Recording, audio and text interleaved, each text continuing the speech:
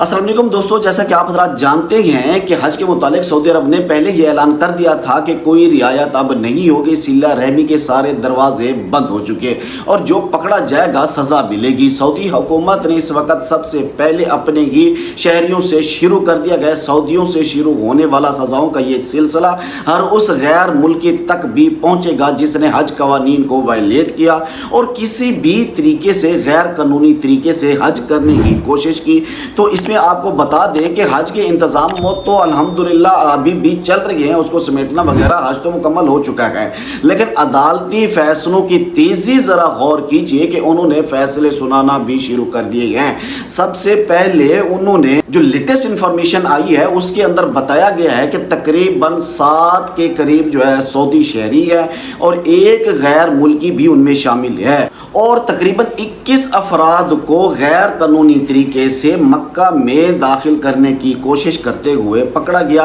ان کے اوپر کیا الزام ہے؟ اس میں 7 سعودی ہیں، ایک غیر ملکی ہے۔ یہ مختلف واقعات میں یہ لوگ پکڑے گئے ہیں اور ان کو ڈرون کیمروں کی مدد سے زمین پر چلنے والے جو گشت کرنے والے جو سیکیورٹی فورسز ہیں ان کی طرف سے پکڑ لیا گیا، گرفتار کیا گیا، اور جب عدالت نے ان کے اوپر سارا وہ جو مقدمہ ہے وہ چلا تو اس پہ عدالت نے کہا کہ کوئی بہت بڑے اور لمبے ٹرائل کی ضرورت نہیں ہے، تو لہٰذا یہ پکڑے گئے ہیں۔ یہ ویڈیو ثبوت موجود ہیں، ان لوگوں کو پکڑا وہ بھی موجود ہیں اور بندے اس وقت گلٹی بھی ہیں، تو لہٰذا ان کے خلاف سزاؤں کا اعلان کیا جائے۔ تو عدالت نے ان کو 1 سال قید اور اس کے ساتھ ساتھ 1 لاکھ ریال جرمانے کی سزا سنائی ہے۔ بعض لوگوں کی سزا کم بھی ہو سکتی ہے لیکن جرمانہ 1 لاکھ ریال تک کیا گیا ہے، اور غیر ملکی کو سزا پوری ہونے کے بعد اس کو ملک سے ڈیپورٹ کر دیا جائے گا۔ 10 سال کی پابندی نافذ العمل ہوگی اس کے اوپر، اور سعودیوں کی گاڑیاں وغیرہ ضبط کر کے ان کو پہلے جیل اور پھر اس کے اوپر جرمانہ، پھر سب سے بڑی جو سزا ان کے لیے کی گئی ہے ان کا نام جو ہے وہ اخباروں میں اشتہار تشہیر کی جائے گی تاکہ لوگوں کو پتہ چلے کہ یہ ہیں وہ لوگ جو اپنے ہی ملک کا قانون توڑا ہے جنہوں نے۔ تو سعودیوں کے لیے سب سے بری سزا جو ہے وہ یہ کہ جس معاشرے میں یہ رہتے ہیں نا کہ بیل کا جو کلچر ہے تو اس میں بہت ساری باتیں گھر کے اندر جو باہر نہیں آنے دیتے، تو اس میں ان کی بےزتی ہے، تو اس کی انسلٹ ہوتی ہے۔ تو اب یہ جو حکومت کرتی ہے نا یا اخباروں میں ان کے نام دیتی ہے تو یہ سمجھ لیجئے کہ ان کے لیے بہت بڑی سزا ہے۔ یہ جیل، جرمانہ، یہ گاڑی ضبط، یہ سب کچھ، اس کے بعد اشتہارات بھی اخباروں میں آ چکے گئے۔ تو یہ پہلا مرحلہ ہے جو انہوں نے اپنے ہی شہریوں سے شروع کیا گیا۔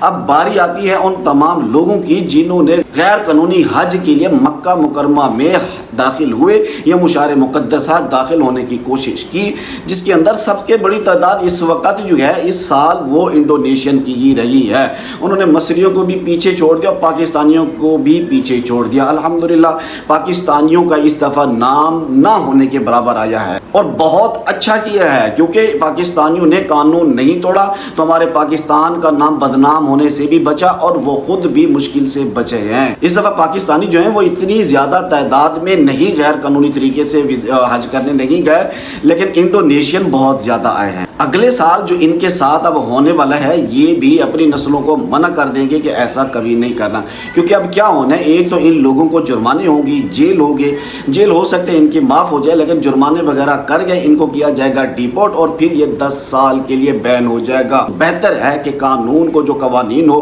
ان کو فالو کیا جائے، ان کو وائلیٹ نہ کیا جائے۔ یہ حج کی بڑی اپڈیٹ تھی جو آپ حضرات سے شیئر کی ہے، اور ان سزاؤں کا اعلان ہو چکا ہے، اور آنے والے دنوں میں آپ دیکھیں گے 2 ہفتوں کے اندر اندر یہ سارے کے سارے سمیٹ لیے جائیں گے۔ یہ تمام وائلیٹرز جو ہیں یہ اپنے انجام کو پہنچیں گے، اور جنہوں نے وائلیٹ نہیں کیا، حج قانون کو وائلیٹ نہیں کیا، ان کو مبارک ہو کہ اب ان کو کوئی فکر اور پریشانی نہیں ہے۔ دعا کرتے ہیں اللہ تبارک و تعالی تمام پردیسیوں کو اپنی حفظ و امان میں رکھے۔ مجھے دیجیے اجازت، اللہ حافظ۔